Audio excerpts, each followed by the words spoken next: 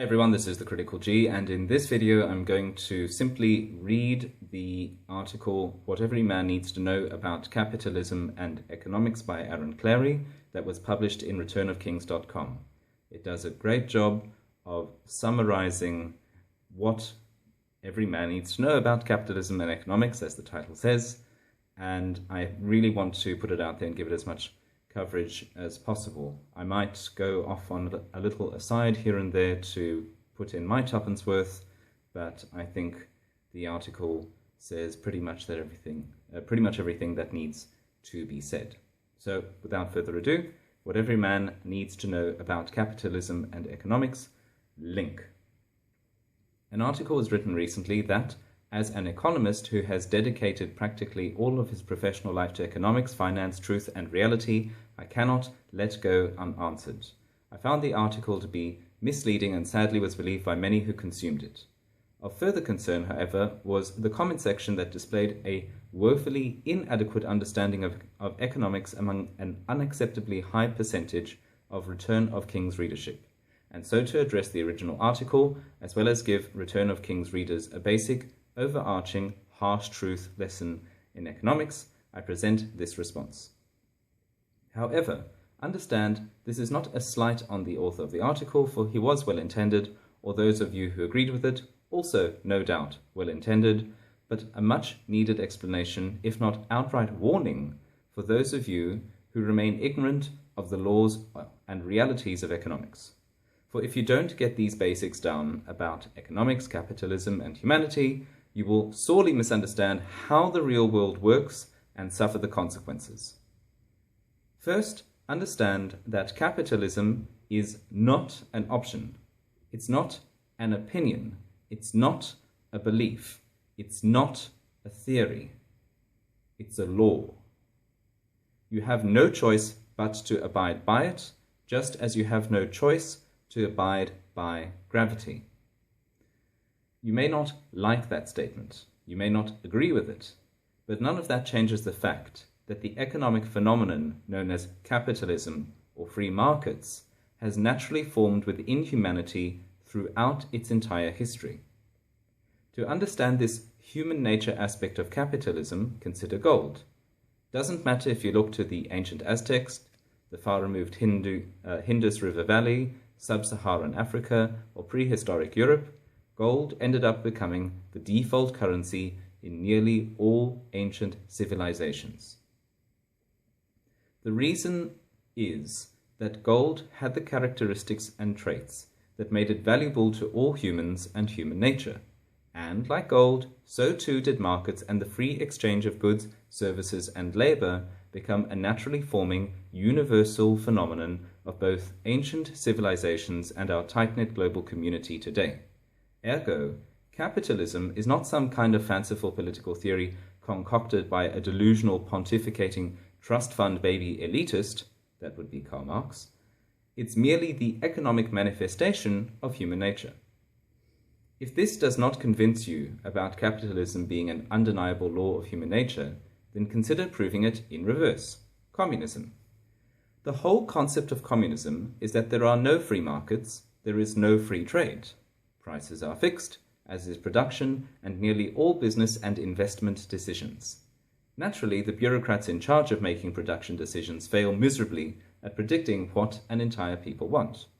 So what forms in response to this controlled market? Black markets, also known as underground economies. You must understand what the existence of black markets in communist economies proves about capitalism being the default state law of humanity. Doesn't matter how many laws you pass, doesn't matter how much punishment you mete out, doesn't matter if the entire government's resources are dedicated to banning it. In the end, all that matters is that people demand something and other people are willing to supply it. Thus, underground economies were not only prevalent in all communist economies, but continue to exist today in our schools and other drug-free zones with the illegal $60 billion per year US drug trade. If Stalin, Mao, Kim Jong-il and Nancy Reagan couldn't stop black markets from forming, don't you think it's about time to admit capitalism is not optional? And furthermore, since this is the default state nature of humanity, shouldn't governments and economies be built upon this reality instead of trying to change it? Government as a means of protection rather than production. All economic success derives from the protection and enforcement All economic success derives from the protection and enforcement of private property. Understand that governments do not produce anything of economic value. The only thing that can produce something of economic value is people. Without a people, there is no point or purpose in government. But how do you incentivize the people to produce? Well, in the olden days you captured them and made them slaves, threatening them with torture, beating, starvation, and death. Today, obviously, we need a new incentive. Enter private property. If I'm not a slave, I'm allowed to keep the majority of the fruits of my labor. This income will go to pay for necessary things like food, clothing, and shelter. You could also make the argument that if you're not a slave, you're allowed to keep all the fruits of your labor, and then you pay independently for all these other things. But let's say, at the very least, the majority of the fruits of your labor. But any excess earnings can be saved up and used to buy assets. These assets are also called wealth, and if I build up enough wealth, then I become rich and never labor again. This is a huge and vital cornerstone of capitalism because it provides not just one person, but all people with the key to their own freedom. They are allowed to work as much and as hard as they want, become as rich as they can, all of which invigorates and mobilizes billions of people to produce, resulting in the economic powerhouses of yesteryear Western civilization. However, it was all contingent on the legal guarantee that their property would be their own and not confiscated for political purposes. However, some people are going to be better, luckier, or just harder working than others, and as a consequence will have more wealth than others. And this creates jealousy. And jealousy is all fine and good as long as you have a republic that protects a constitution, meritocracy, and property rights. But if society devolves into democracy, the temptation has proven too tempting to the masses to merely vote for other people's wealth, thus undermining private property. This was the primary complaint of the aforementioned article, that greedy business leaders and powers that be were wiping out the middle class by foisting part-time work so these evil rich people could earn an extra couple bucks. But the argument shouldn't be about whether that's fair or not. The argument should be, do they have the right to do what they want with their own private property? You may not like the current day employment prospects our economy offers. You may not like the part-time job becoming the default economic reality of the labor market.